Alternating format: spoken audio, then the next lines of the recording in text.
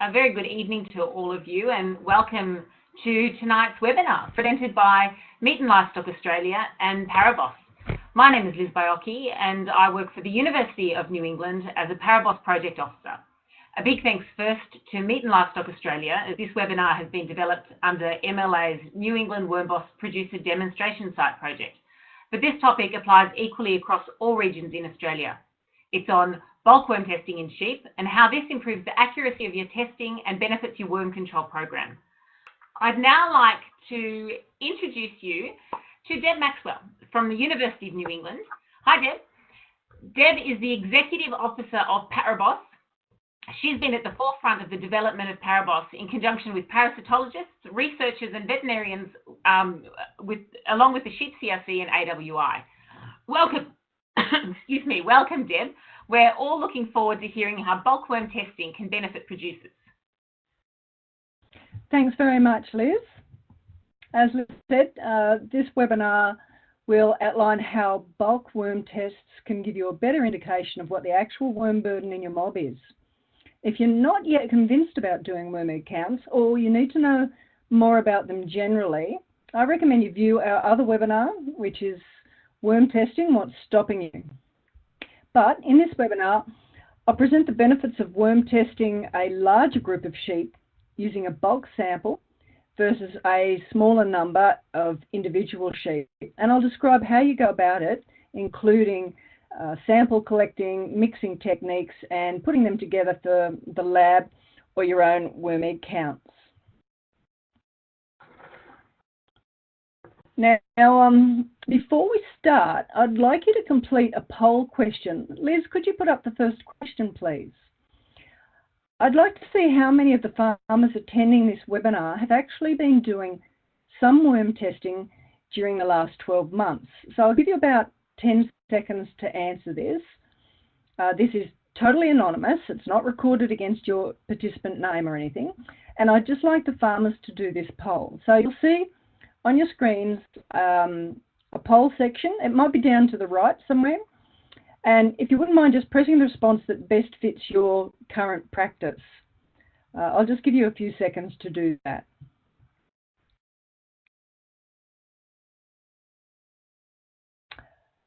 Okay, Liz, what have we got for results so far? Okay, there they are now. I think, Liz, that other people should be able to see that as well? They should be, yes. Okay, so again, probably down on the right side. Okay, yeah. So most of the people, so 50% didn't answer, so some of those will be people who are not farmers. So it looks like the majority of people already use worm egg counts. That's great. Now,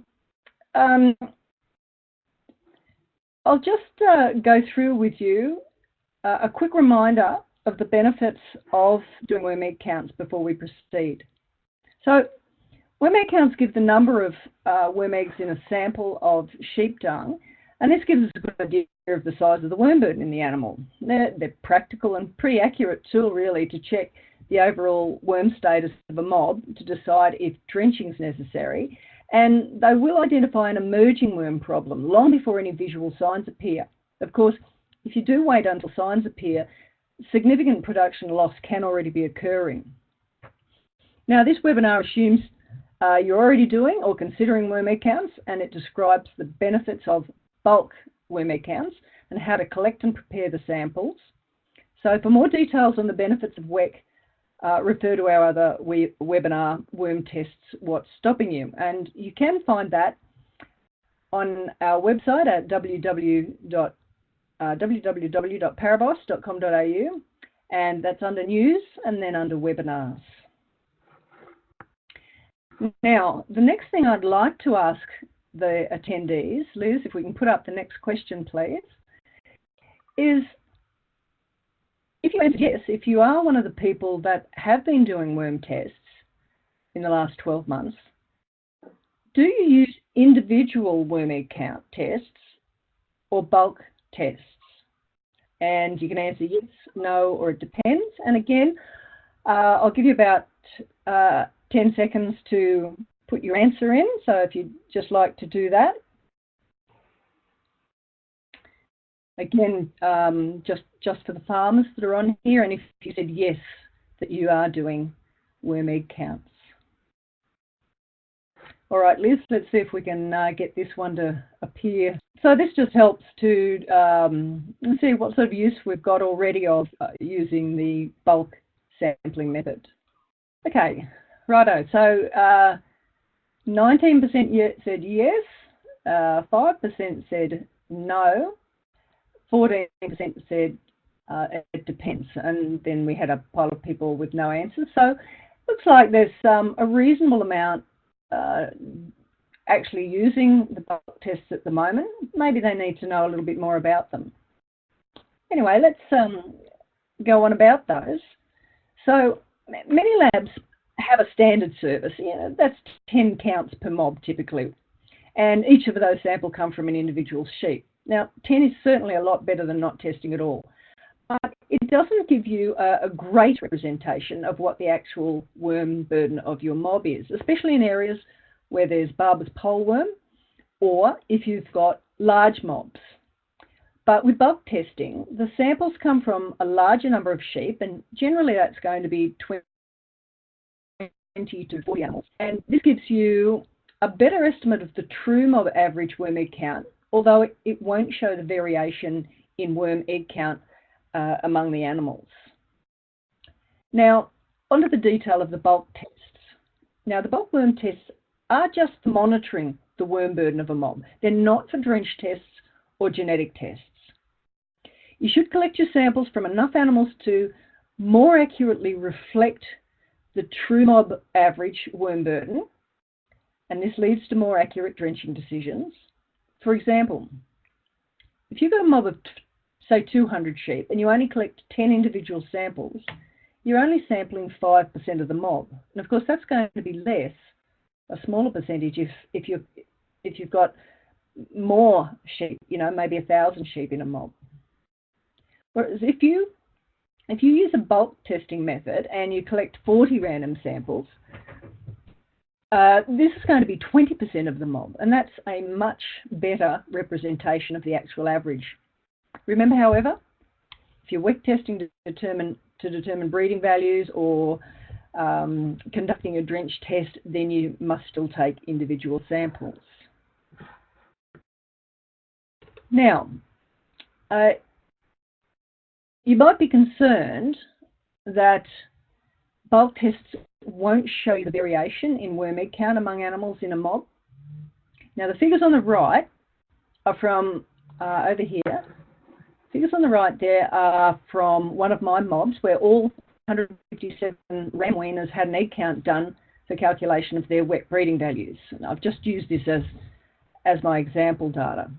Now, I randomly sorted the list results and copied the first 10, which are shown here, and then I just sorted them from lowest to highest so it's easier for you to see the distribution.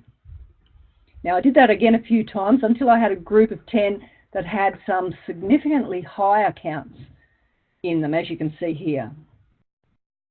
Now, each of these two groupings of 10 simply reflects what might happen when you go out to the paddock and collect 10 random samples at different times from those sheep.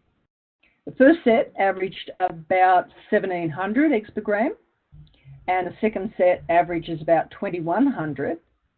That's a difference of 400 eggs per gram. Now, at these levels, with both above 1,700, they would have been drenched, no doubt about that. But let's say that difference was at lower averages, say one set at 800 and the other at 1,200. So if I'd got one or other of those results back, I would have actually made different decisions on whether or not to drench my mob. I would have drenched at 1,200, but I wouldn't have yet drenched at 800.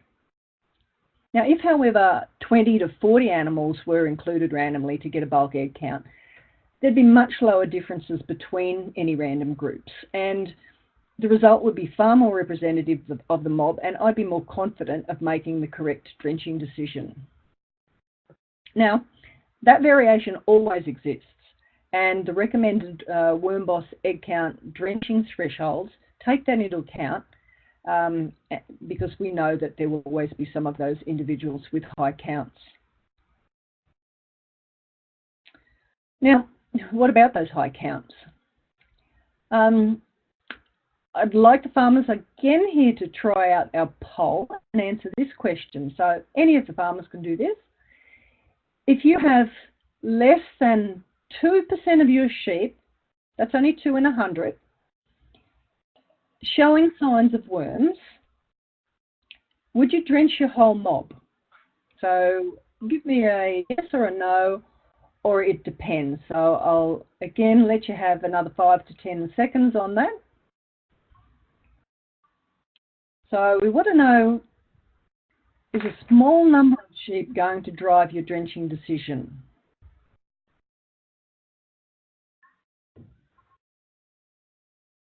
Okay, Liz, how are we going on that? We might close that off. We want to know whether or not you should drench because you've got some high counts. Okay, so 13% of our group have said yes, they would. 25% no, and 22% depends. Okay, and I'd say some of you have chosen it depends because of what might have caused those high counts and whether you're seeing other signs of worms as well. Now, let's look at some of the causes of occasional high counts for a start. They don't necessarily mean that you have a problem across your entire mob that's worthy of treating the whole mob. It might be something as simple as an odd sheep missing a drench or an animal spitting the drench back up in the race. Maybe some animals from another mob have been added into the mob or some have strayed in.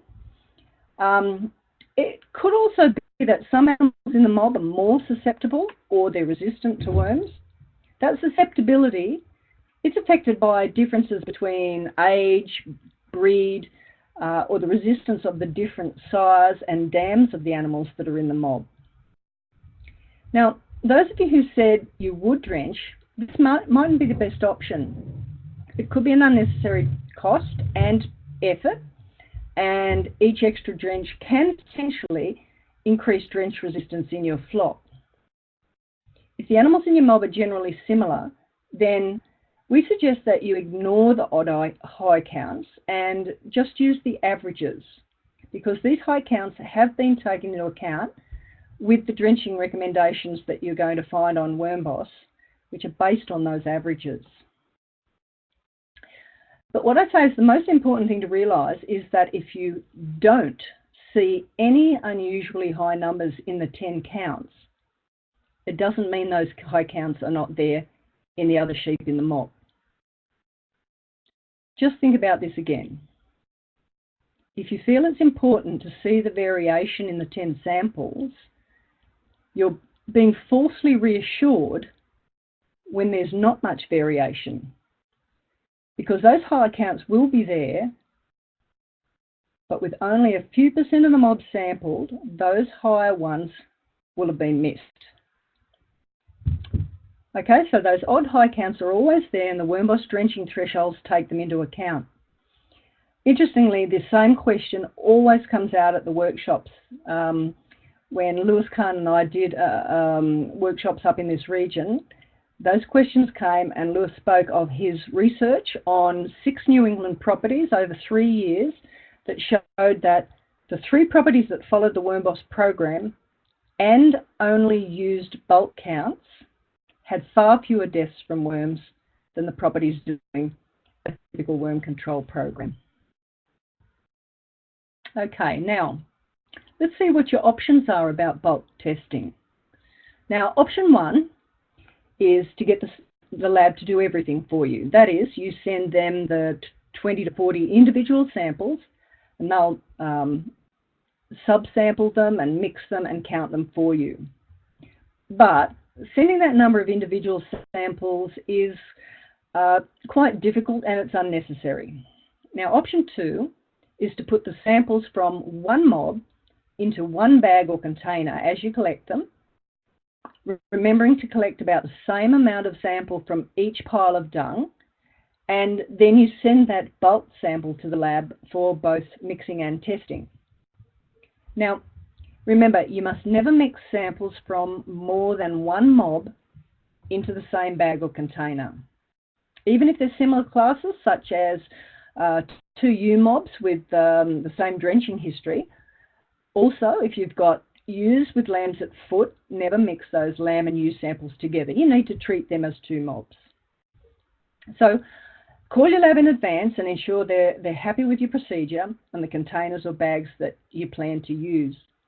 Typically, getting 10 individual counts from one mob is about the same price as getting about 5 counts done from one mob, but where the lab also has to mix and bulk the initial sample for you. But for the same price and less counts, you're actually getting a more representative test on the mob. Now, excuse me a moment. Now, option 3 is to mix the samples yourself. Then send the bulk sample to the lab just for testing. You need to really thoroughly mix those samples together that you've collected from the one mob. And you repeat this for any other mobs, ensuring that you never mix samples from more than one mob together. Now, you send each mob in a bag or a container, or even in the small sample bottles, and I'll show you this shortly. The final option is that you mix and do your own testing at home. However, we're not going to go into doing your own WEX in this webinar. Now, some of you will be quite price sensitive. I know I am, and you can be put off doing any testing or more frequent testing or testing more mobs each time due to the cost. So here's a way to halve the WEC costs and start testing as much as you should be testing. What you do is you mix your own samples for 2 separate mobs and send both of them as bulks in bags or containers to the lab and request the standard 10 counts to be done across the 2 mobs, with 5 counts done on each mob. Now, you'll still pay for the standard 10 counts, but now you're testing 2 mobs, and so that's going to halve the WEC tests per mob. Now, I don't recommend putting more than the 2 mobs in for the 10 counts. It's still good to get 5 bulk counts per mob, and I'll describe this process in more detail shortly. Now,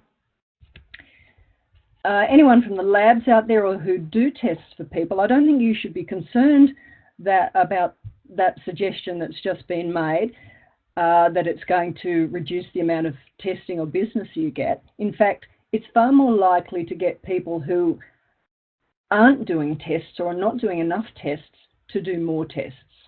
It's not going to change really the people who are already doing tests.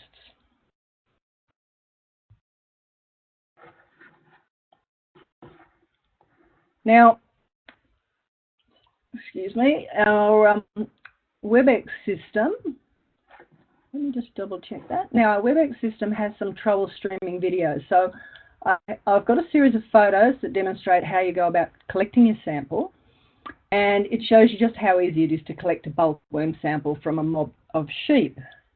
Now, let's see if we can get it going. Okay, first of all, here you can see a mob of sheep grazing in the paddock, and here's Murray mustering his sheep up against a fence line. Preferably, what you want to do is choose a place that's not too far away from where they were grazing and where the pasture is fairly short, so that you're going to be able to find the dung when they do that shortly. Now, he lets them just stand for a while, quietly for a few minutes, and in that time they're passing dung. And then Murray lets the mob move off, and he takes note of where they were grouped, such as near a certain fence post or a stump or something. And then he goes and collects his sampling gear, or you might already have that gear in your hand. And what he's got is a sampling jar, one large jar, and a plastic glove. Now, he puts the glove on, walks back over to where the sheep were grouped and starts to collect his sample. It's generally best to walk back and forth in a bit of a grid pattern across the area you saw the sheep. And here you can see he's picking up the dung from each pile, typically 1 or maybe 2 pellets for adult sheep, or a few more pellets from young sheep. But the important thing is to try to collect about the same amount from each pile, taking into account that some sheep do bigger pellets than others do. Now what he's doing is collecting from 20 to 40 piles, and he'll end up with about at least half a cup, maybe a full cup of dung when he does that. So then he ends up, puts the lid back onto that sample and takes it on back home up to the shed or to the kitchen, wherever, and gets it ready there to either test it or send off to the lab. Now at a pinch, sometimes it can be hard to find them in the paddock, especially weaners, they're a little bit harder. You could collect directly from a sheep camp, but the dung should be no more than a few hours old, really. If you don't get fresh feces, yesterday's or earlier pellets could already have started to have the eggs hatch into larvae, and as it's the eggs that are being identified and counted, if they've already hatched, they're going to be missed.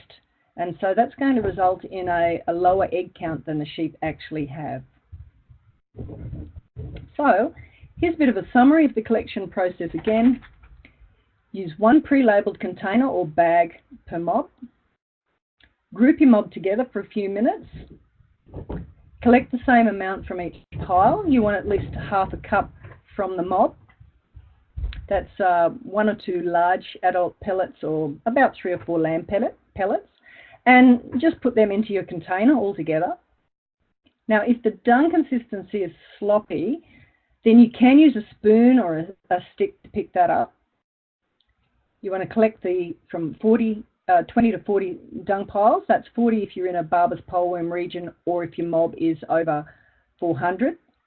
Now, you might even collect more for much larger mobs. Keep your samples in a cool place in the vehicle and until they are sent or delivered to the lab. A fridge is fine if a culture isn't needed, but if you are planning to get a culture, then I'd say just keep them in an esky with some ice bricks if the weather is warm. Send, deliver, or test them yourself as soon as possible so that testing does occur just within a few days.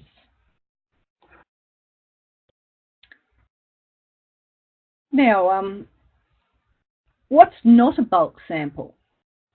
I have had someone come to me and say they'd collected a bulk sample because they had gone around and picked up 1 pellet per pile, and they just gradually filled up the 10 bottles with that, and they sent that off to the lab. Now, the problem is that unless the lab knows this and is specifically asked to empty them all out and mix the dung together again first, you're not really going to be any better off, because what will happen is they will take the 2 grams out of the top of the bottle, and that might only be 1, 1.5, 2 pellets or something or other. And, you know, if they take a full pellet and a half pellet, that's also going to be unevenly taken from the pellets they've got. So remember that bulk sample's not just filling up bottles with 1 pellet. Now, if you do decide you want to mix your samples at home, it's a pretty good idea to have a box of equipment put aside for this purpose only. Now, some of the items that I find pretty useful to keep is a chopping board, maybe like this one here. I've just got a thin plastic chopping board, some gloves, some containers or sealable bags. I tend to use the ziplock bags for putting the samples in to send to the lab, and I use these larger containers as my collection paddock, containers from the paddock. And you could probably use a large knife, a blender, which I'll show you shortly, permanent marker, some paper, maybe some labels and things. Now, you do need to make sure that you keep your samples identified at all times, otherwise your test will be a waste of time. So you need to know which sample came from which mob. Now, I'll go through the different mixing techniques in a minute because they do vary depending on the consistency of the dung. But the important thing to know is you need to mix everything really well, and some of them may take a few minutes of mixing for each mob sample. So this is a fecal consistency business. Now, if the dung, like up in these ones here, is in obvious pellets, in this one, those pellets are quite separate, they fall apart, whereas here, they're still very separate pellets, but they're just glued together lightly. They're really easy and fast to mix with a little blender that I'll show you in a minute. If it's moderately to very sloppy, like these ones here, then that bulk sample is pretty easy to stir, really. You could just use a fork. But the problem comes when we've got ones like over here. These are the ones that are just that in between. They're pellets. You can see that there's distinct pellets, but they're squashed together. And this certainly makes them harder to mix, and it requires slightly different mixing techniques. So here we go. It's essential that the mixing is very thorough, because you need to remember that only a very small proportion of the whole sample ends up being tested. So the ideal is that a little bit of each pellet ends up mixed into the final smaller amounts tested. However, you also don't want it to be an arduous task that puts you off doing bulk tests. So we want to make it as easy and fast as possible, but still a good job. So for the dry pellets, you can buy yourself one of these personal blenders really quite cheaply. They're about $30 or something like that from Big W, Kmart, that sort of place. If you've got quite wet, sloppy samples, all you need to do is pretty much use a fork and stir it thoroughly, and that will generally get that mixed up quite well. When you've got the gluggy ones, though, you'll need to do something different. And I've got a series of photos for you here. Don't use a blender for them. You'll only do it once, I think. You'll put them in there, turn it on, and they just go whoosh out to the side of the blender and glue against the sides.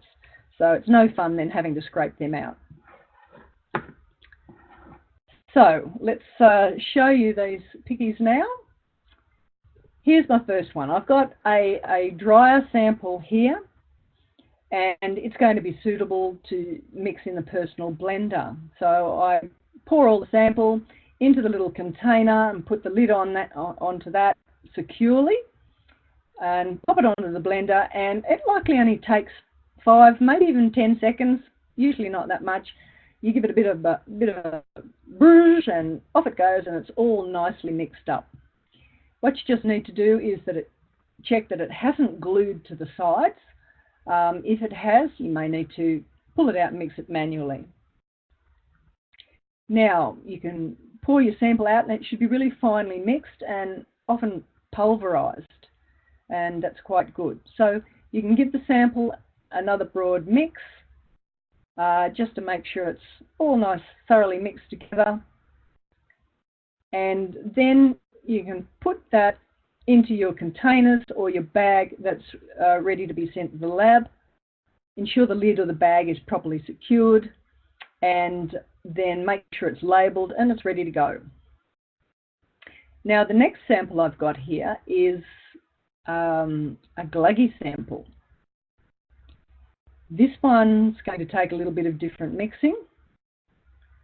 I start off by chopping it up with a knife to break up those pellets.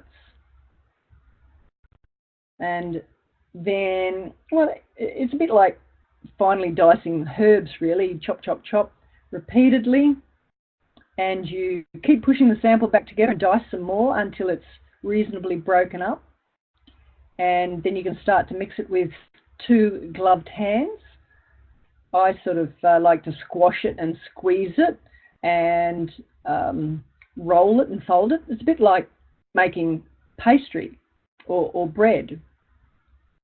You can fold it on top of each other. Now, these gluggy samples are a lot harder to mix, so you'll need to spend a few minutes on them, okay? You'll make sure then it's finely broken up and really mixed together. That allows them to take a smaller subsample and know that it's well mixed. Once you've got that done, pack it back into your container. Same thing applies. You want to secure that lid, make sure it's labelled, and again, it's ready to go off to the lab. Now, when it comes to sending your samples off to the lab, it is a good idea to speak to the lab first and find out if they will mix samples for you or if it needs to be done by you. The important thing to remember, though, is that bulk samplings, it's not generally standard at every lab. Previously, I mentioned you can include more than one mob in a kit or a pack of 10 counts. If you do, you really should number the container or bags and keep your own record at home of which numbers correspond to the particular mobs so that you can match it with the results that are sent back. So everything must be labelled clearly. Also, if you want cultures done, they must be on a mob-only basis. So you can't get a sensible answer if samples from a couple of mobs get mixed together and are then cultured. So to avoid any confusion, make sure, if you're getting the lab to do your mixing, that you tell them which containers or bags belong to each mob. Now I'll show you some examples. So here we've got the initial samples, and that's a pellet collected from 40 or so adult sheep, collected from fresh piles of dung on the ground, and they were collected into this sample container here. It's a little bit over the size of the cup, and the samples were from my U mob, and so I've labelled it U's, and I've also got some from my weather mob, and they're going to stay separate the whole time. Now you can see here that I've used ziplock sandwich bags. Hope you can see that. And what I've done is written a number for the mob as well as the name of the mob on it. But just remember that some labs only accept numbers. So I've also shown the counts that I want for this mob. So I want 5 counts from this mob, and they're labelled 1, 2, 3, 4, and 5. Mob 2, the weathers, also are having 5 counts, and I've labelled them at 6, 7, 8, 9, and 10. And so that means if you get results back that are simply counts 1 to 10, you'll know which ones belong to each group. So if I get a result of, say, 400 eggs per gram for sample 7, I know that it belongs to my weather mob in this situation. And you can see here that I've also written down the same information on a piece of paper that I keep, so that if the lab only reports against the numbers, I can match it up to the mobs. Now here it is after I've done the mixing. I've pulverised that through a blender. I've put them into the Ziploc bags. I've sealed the Ziploc bags nearly to the edge, then I've excluded the air and then finally sealed them up. Now when you seal the air out of the bags, or if you're using containers and you fill them right to the very top, having no air in it is also very helpful if your samples need to be in transit for a little while. It does help to slow down or prevent those eggs from hatching when they don't have air in with them. Now here's a different example. It's similar, but instead of the bags, I've used the 10 sample bottles that you find in some kits. Now, the first thing I did was I numbered them, 1 to 5 for this group, 6 to 10 for the next group, and that's with a permanent marker. And what you'll notice there is I've been careful to make sure that the 6 and the 9 have underlines on them, or dots, so that if they get turned around, you know which one's 6 and which is 9. Now, because there's no room to put the mobs on there really, again, the piece of paper is important, though some labs will let you write the mob numbers and names to be done within a 10 count lot of tests on the submission form, but not all labs will allow that. And here we go. After that sample was mixed, I've taken them out. I've filled each of those containers to the brim and sealed them up. But what you'll see is that I still actually have quite a bit of sample left over. Now, this isn't a problem if you only want worm egg counts, but if you do want cultures, remember I mentioned before that the cultures must be done separately for each mob. We can't just mix these together for a culture. And after the worm egg counts are done on these samples, there may not be sufficient sample left to do a culture. So therefore, I think that if you do plan to have a culture done on one or both mobs, or maybe you're going to tell the lab do a culture if the worm egg count is over a certain threshold, maybe 500 grams for instance, then it's better that you use the first method that I showed you with the bags and to send the whole lot of each sample, so there's plenty for them to work with. Now, again, I'd just like to reinforce the fact that because this isn't a standard submission at all labs, please keep a record of which mob matches which counts. But in submitting samples this way, it will at least halve your worm egg count costs. So if cultures are done, then they'll be at the standard cost for each culture. And don't forget, use bulk samples just for monitoring. Individual samples must be used for the drench and genetic tests. Okay, so I get cultures. Now, roundworm eggs are quite similar in this structure. An egg count can't tell you the worm types. Instead, you need to get a local culture to do this.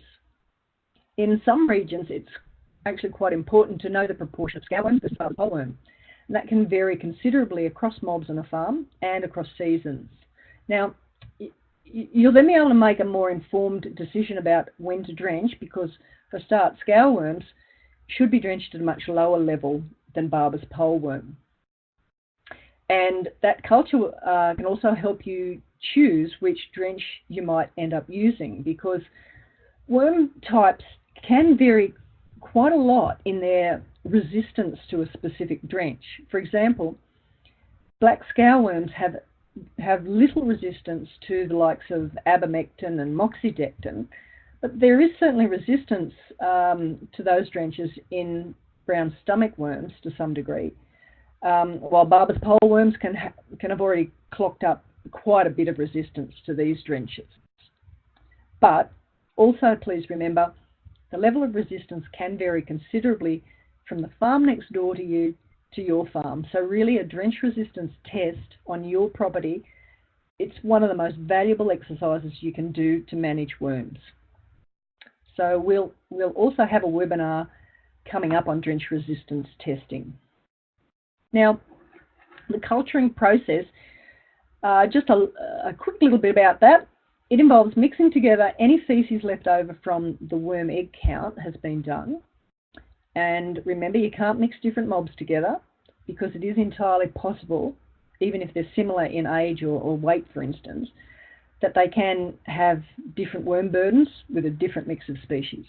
So if you're testing several mobs in one kit, you may not have enough samples for in those, say, 5 bottles for both the egg count and the culture. So as we've said, send the whole mix sample for each mob in separate labelled bags if you're wanting a culture. Okay, now, once you've packed up all your samples and completed the paperwork to go with them, send them off to the lab as soon as you can before too many eggs hatch into larvae during transit. It's important to keep them cool and minimise that time in transit. A few days from collection to arriving at the lab is fine in mild or cool weather, but it's good practice in hot weather to use ice bricks and a courier if you're a long way from your lab. You can put them in the fridge if you don't plan a culture, but a bit warmer with ice bricks in an esky is best if you do plan to do a culture. If you need to find a local lab to do your tests, have a look on the WormBoss website and head to the tests and tools up here. Then choose the professional service providers. Then you can choose the state you're in. We'll choose New South Wales. Up the top of the list that comes up, you'll see W4 worm egg count testing. And if you look down the side here, you'll see that there's some people who do worm egg count tests, a few more down that list as well. And also up there, it shows those labs with an L who do larval cultures. There's some more there. A lot fewer of them actually do larval cultures, especially down in southern Australia. Okay, so the WormBoss website, it's got regional programs and drench decision guides that describe the best times to do worm tests in your area. You really should jump on there and have a look under the programs heading, because applying the program's been proven to improve profitability and welfare of your sheep, and that's through fewer deaths in the Barbers poleworm areas, less illness from worms, improved productivity, fewer drenches, particularly the long-acting drenches, and it prolongs the life of drenches. So worm testing really will save you money. So finally, you'll find a lot of resources on the WormBoss website, including the service providers and worm egg count training. These webinars have been developed for the New England project. So what we've done here is list the labs that service the New England area. But if you're in another state, you can simply go to those service providers list that I just showed you a few slides ago, and you can find the relevant ones for your state. And you can also see down here on one of our pages, we've got about where you can get wet training if you want to do your own worm egg counts. So the programs and drench decision guides, I'll just show you where those are. You go onto your program at the top of the WormBoss website, and you'll see in here that we've actually got programs for sheep and goats, and you can choose the particular region that you live in, and that'll take you through an annual program with all the different strategies we use for worm control. To find the drench decision guide, you can find it straight on the front page of the website. So solve your current worm problem will take you straight to the drench decision guides. And again, you're going to choose, just like your program, a particular region. And in fact, the other way to find the drench decision guides is, once you're in your program, up the top of the program on the front page, you'll also find a link to the associated drench decision guide. Okay, Liz? Okay, thanks, Deb. Now, while you just present these last couple of links on our slide, I'll just ask listeners to type in any questions they have, and Deb will answer as many as possible in the next few minutes, just after she tells you about these links. I'll certainly try to answer them, and if there's any problems, we'll certainly get back to people with ones that we can't answer immediately. So to finish this webinar, here are a couple more links. The first one is the WormBoss website, and I've already shown you that you can access quite a lot of really good information here. But the other one is ParaBoss News. If you go onto the ParaBoss website, paraboss.com.au, you'll be able to subscribe to our free twice-monthly email newsletter. And with that, you'll be kept up to date with current recommendations, the monthly state and regional outlooks from our contributing district veterinarians, private vets and consultants from across Australia. This newsletter also has fly strike and lice control information, and it also covers worms in goats. Now, you can also follow ParaBoss on Facebook with these links. Again, you can find these links quite simply by going to the ParaBoss website, paraboss.com.au, and you'll find the Facebook links on there.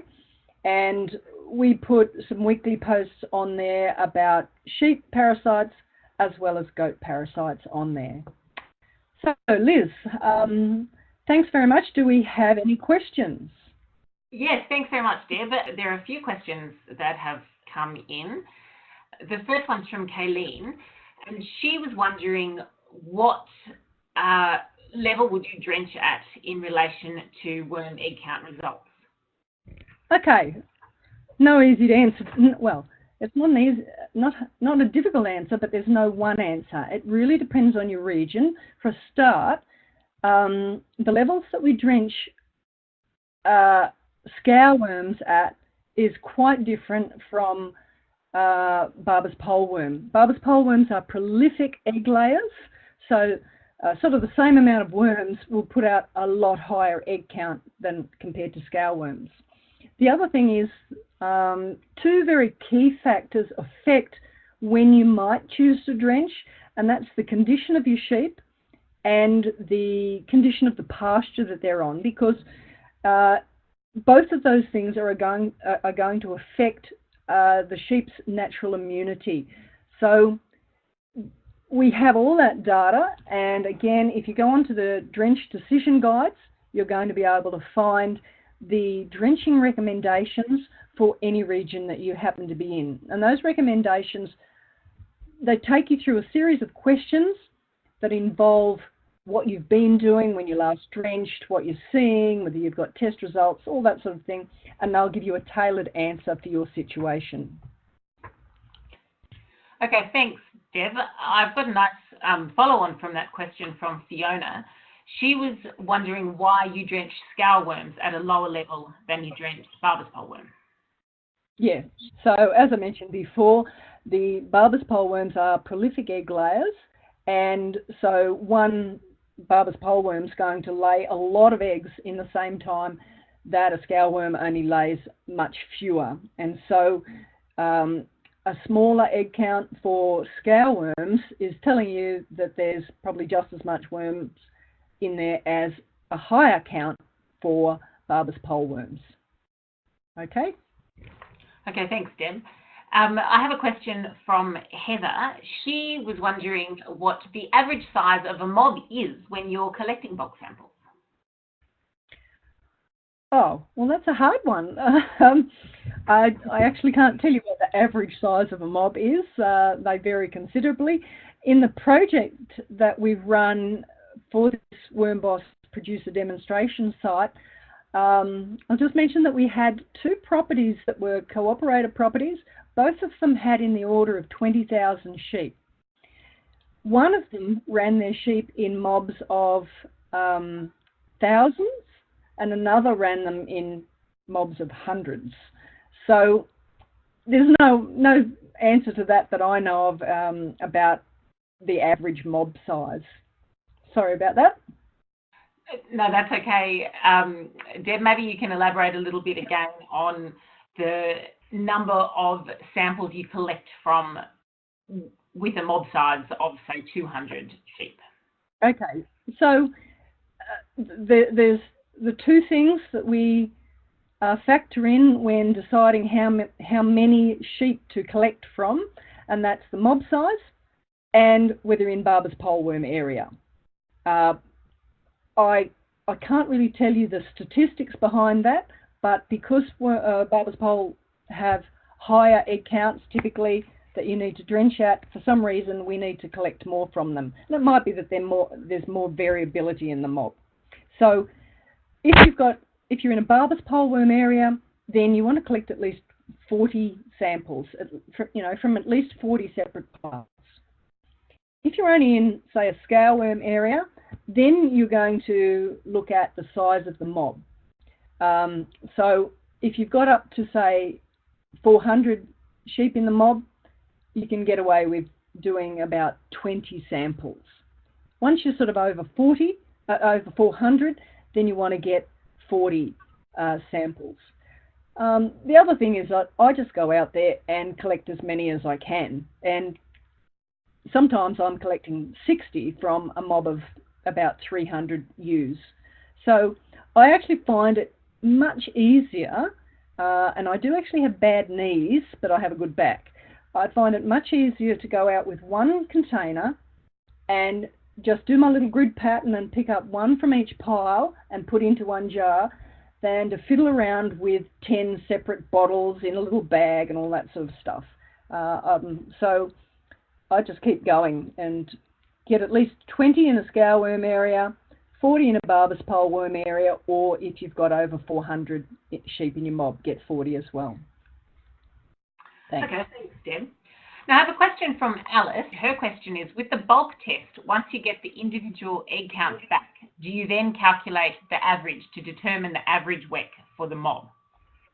Yes, you do. That's right. And if you just send in one mob together, the lab will calculate that for you. They'll give you your 5 tests and they'll give you an average. But if you've mixed up samples from 2 separate mobs and you've sent that in a kit or asking for 10 counts to be done because you've pre-mixed it, you're going to get 10 samples, 10 results, but what you're going to have to do is work out your average for your first 5 and your second 5.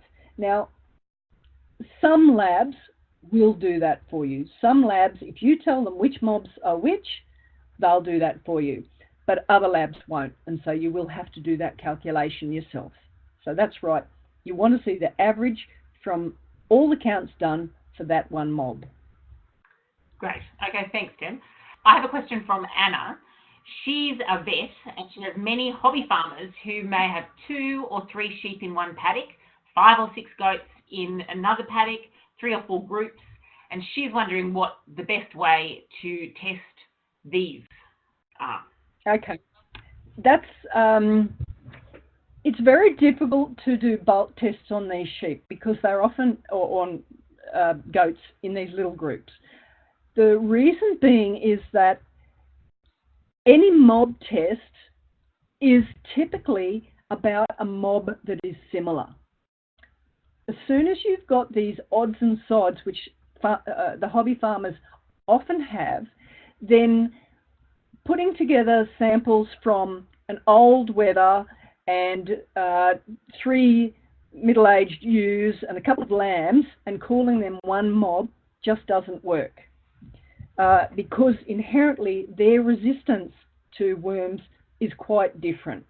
If you put them together, you get an average which might say that they all need drenching, but really the wethers didn't need it. Maybe the lambs really needed it, even though the counts don't come up high enough yet. So unfortunately, in those situations, you're going to have to ask your clients to, hopefully if they've got a small enough number of animals, if they've got only 10 animals, then they simply try to get 10 individual counts from those animals, mark the bottles 1 to 10, and they would write down a corresponding 1 to 10 equals, Flossie and Spot and whoever those sheep happen to be, or goats happen to be. Once they've started to get over 10 animals, then the difficulty is how do you group them if you're going to still try to reduce the costs.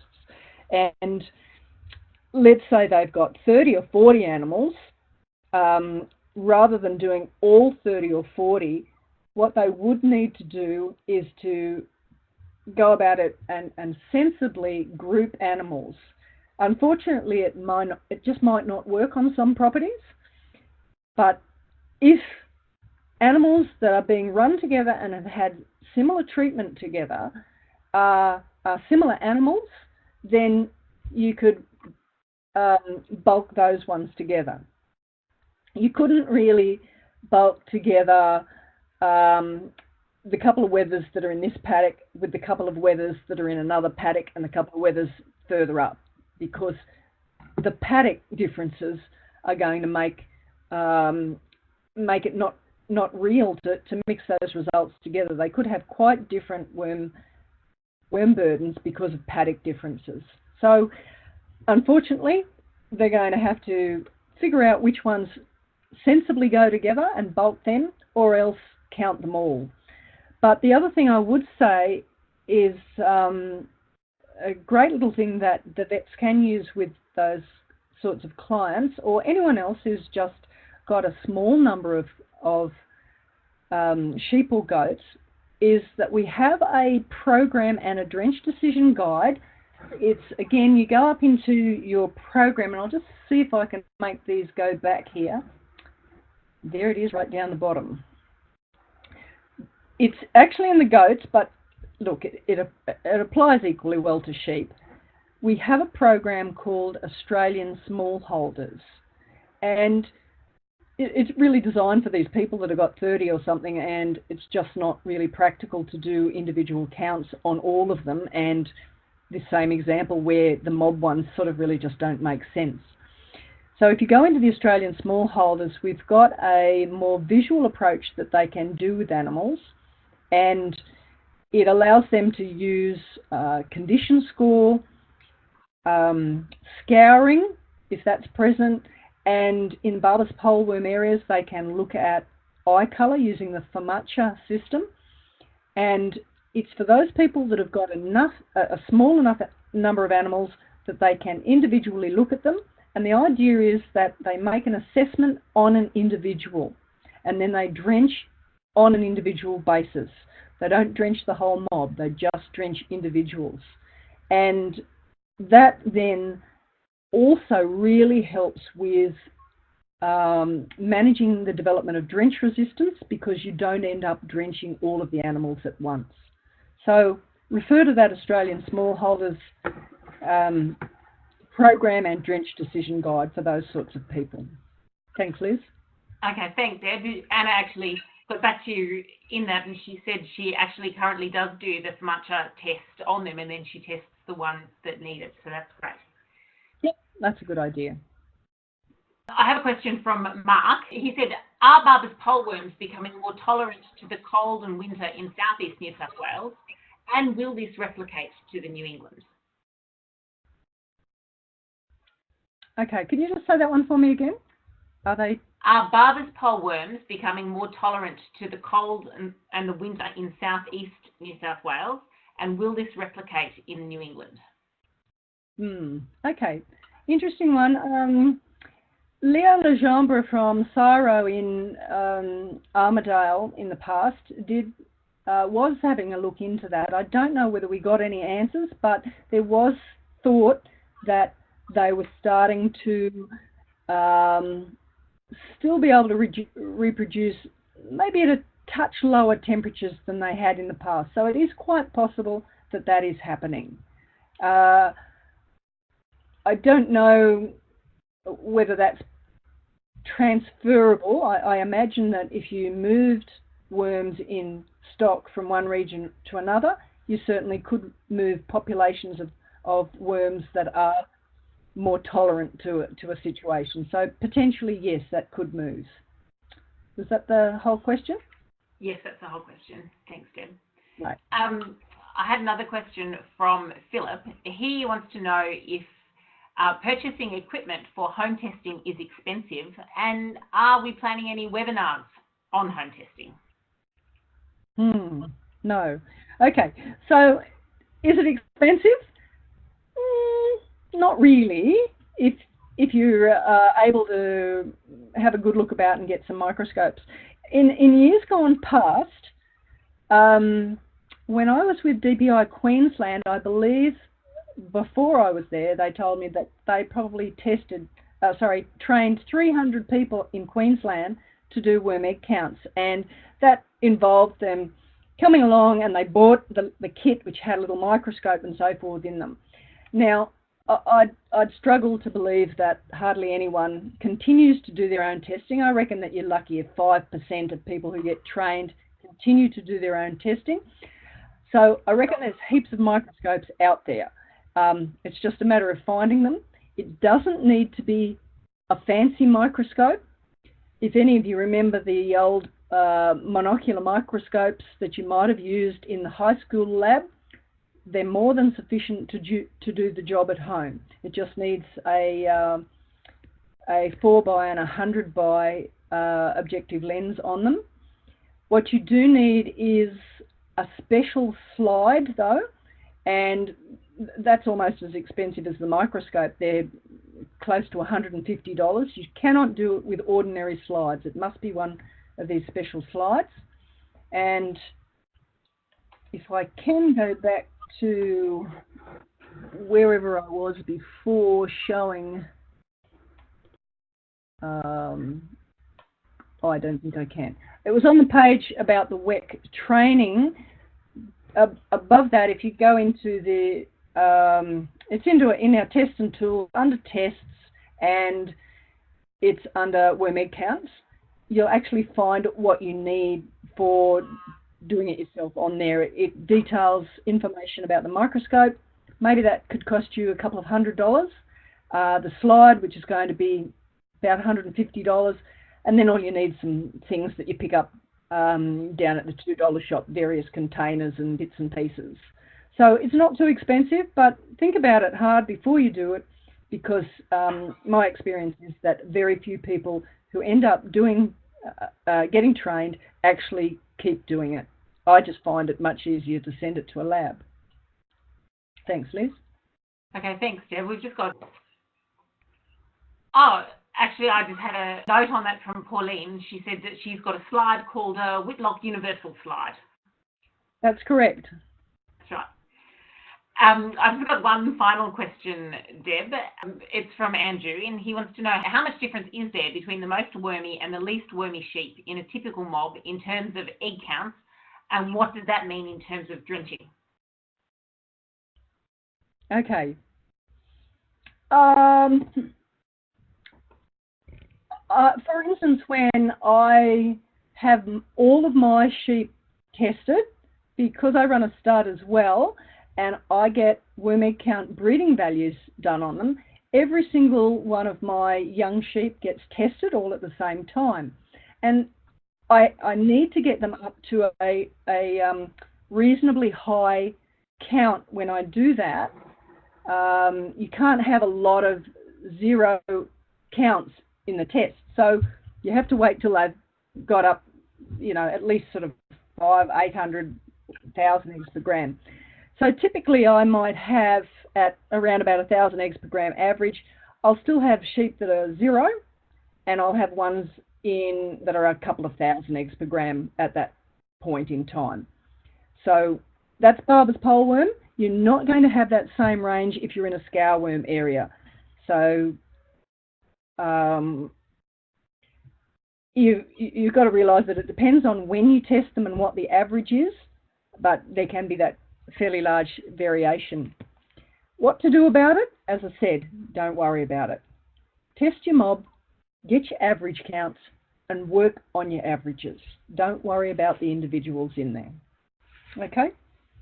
Okay, thanks, Deb. I just had one more note come in about the slides. Edel wanted to know how the Whitlock Universal slides compare to the Master slides.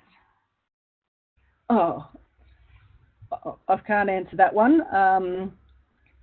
Someone will be able to answer that one probably somewhere. I'll get an answer later, but it's probably that they've got a different number of chambers, or they've got a slightly different volume within each chamber. That's about the only difference there'll be. One might have 0.5 mils and the other will have 0.6 mils or something like that. Or one will have 4 chambers in it and one will have 5. So all that it matters is that when you get your particular slide, you know what it is and you use the correct dilutions for that particular slide.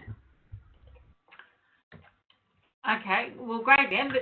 That's all the questions that have come in. I'm sure you'll all join me in thanking Deb for a fantastic presentation tonight. And thanks very much, Deb, and thank you to everyone for joining us tonight. Thank you, Liz, and thank you, everyone.